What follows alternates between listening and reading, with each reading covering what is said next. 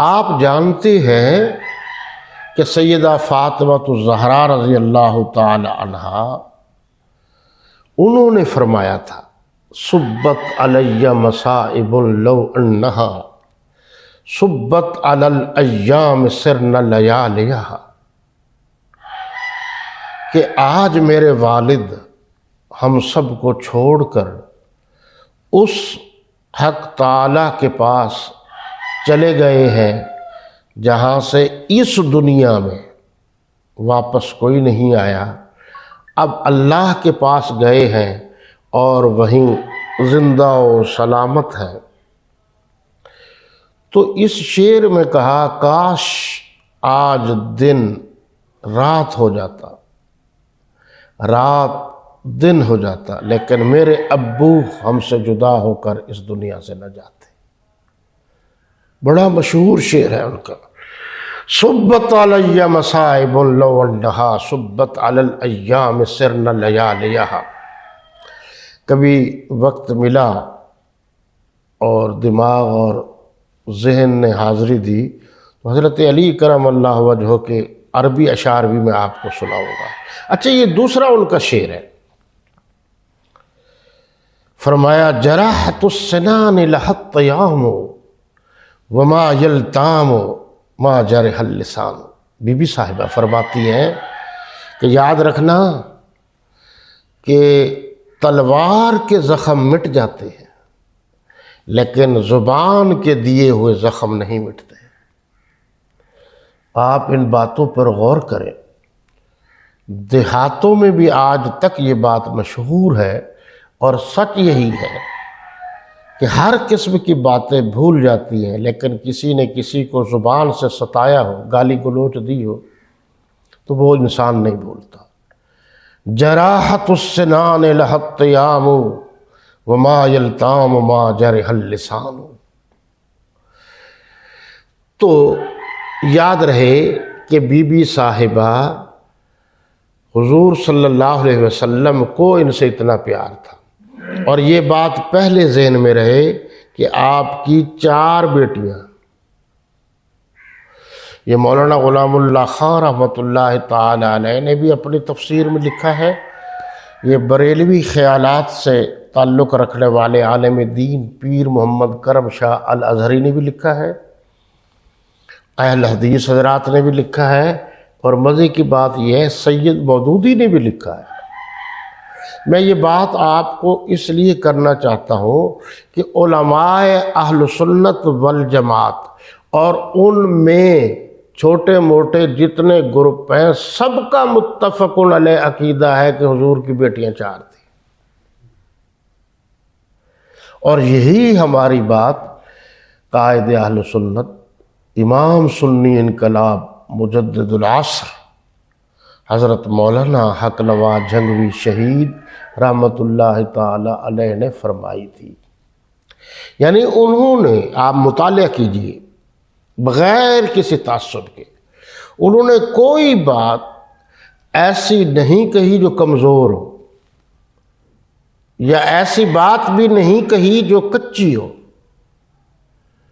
سب کے نزدیک متفق علیہ۔ یہ ایک حوالہ چلے دیکھ لیجئے، پھر میں اگلی بات کرتا ہوں۔ یہ جی تفہیم القرآن ہے، جلد 4 میں، یہ ادارہ ترجمان القرآن لاہور نے اس کو شائع کیا ہے جی۔ اس میں یہ ساری بات میں کہتا ہوں اور کسی حوالے کی ضرورت بھی نہیں ہے، یہ ایک حوالہ کافی ہے۔ اس آیت سے یہ نکلتا ہے کہ اس سے نبی صلی اللہ علیہ وسلم کی کئی بیٹیاں ثابت ہوتی ہیں۔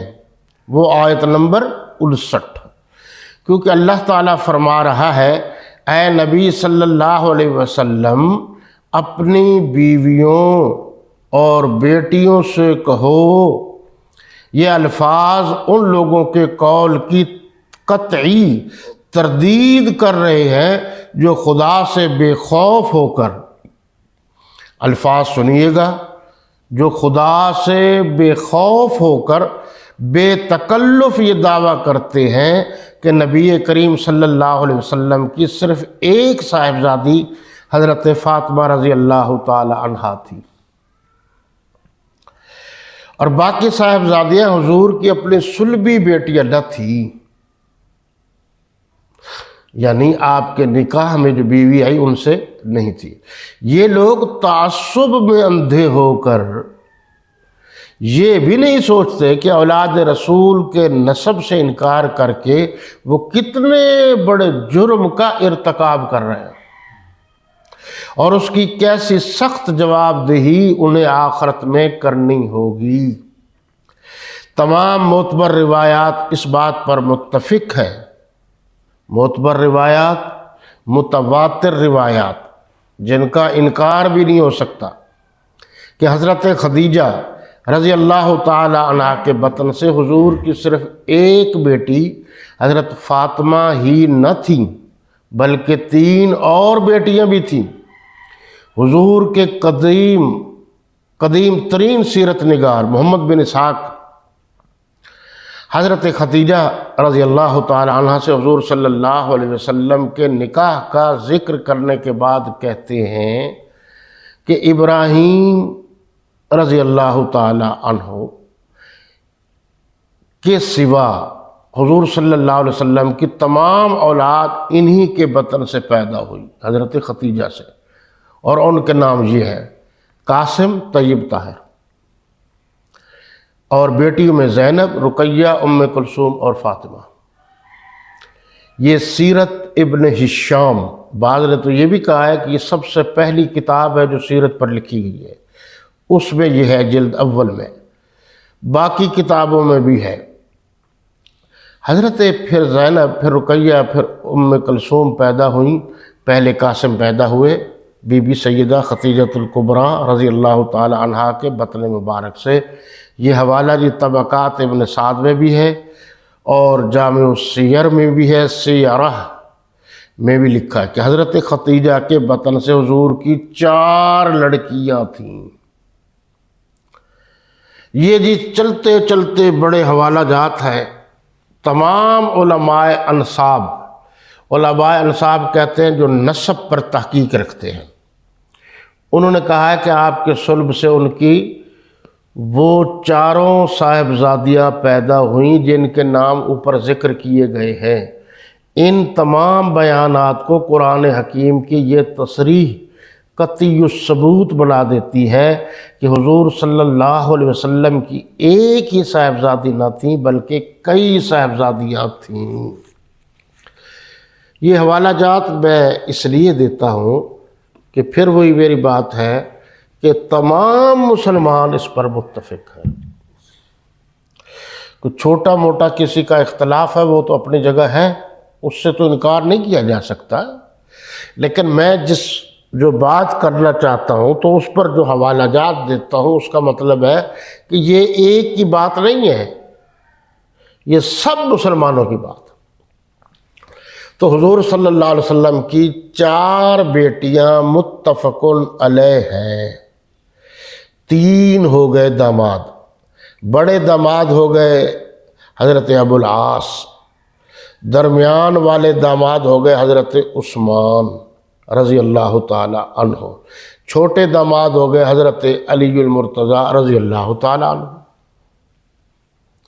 یہ رشتہ جو ہوا تو حضرت علی المرتضیٰ رضی اللہ تعالی عنہ کے رشتے کے بی بی فاطمہ الزہرا رضی اللہ تعالی عنہا کے نکاح کے گواہ حضرت ابوبکر صدیق اور حضرت فاروق اعظم رضی اللہ تعالی عنہما ہے۔ دیکھیے جی گواہ کون ہے، اور میں نے پڑھا ہے کہ سب سے زیادہ اس پروگرام یعنی کہ اس شادی کا انتظام کرنے والے حضرت ابوبکر صدیق رضی اللہ تعالی عنہ سب سے آگے تھے۔ حضور صلی اللہ علیہ وسلم نے جب شادی کی، یہ بات ذرا غور سے سنیے، حضرت علی المرتضیٰ رضی اللہ تعالی عنہ کی عمر 21 برس تھی، اور بی بی فاطمہ الزہرا رضی اللہ تعالی عنہا کی عمر 19، بعض نے 17 سال لکھی۔ اب حضور صلی اللہ علیہ وسلم کی جو بڑی بیٹی تھی ان کے بارے میں بھی لکھا ہے 18 سے 19 برس ان کی عمر تھی. جو درمیان والی 2 بیٹیاں سیدہ رقیہ سیدہ ام کلثوم، ان کی عمر بھی یہی تھی. یہ سوچنے کی تھوڑی سی بات ہے کہ میرے نبی نے اپنی بیٹیوں میں سے کسی بیٹی کی شادی 9 سال کی عمر میں نہیں کی، تو وہ نبی کسی اور کی بیٹی 9 سال کی عمر میں اپنی بیوی کیسے بنا سکتے ہیں؟ آپ نے کبھی ان کے چکروں کو دیکھا نہیں. یہ بھی نہ سمجھنا کہ میری یہ بات ہے، اس پر بھی ہمارے علماء متفق ہیں. لیکن عمومی طور پر اب میں آپ کو سمجھا دوں، عمومی طور پر جیسے حضرت علی کرم اللہ وجہ، کسی مولوی کو شاید معلوم ہو کہ حضور کا ایک اور نواسا ہے، اس کا نام بھی علی ہے، ورنہ ایک ہی علی سمجھا جاتا ہے. داماد ان کا نام بھی علی ہے، برحق ہے جو نواسا ہے ان کا نام بھی علی ہے.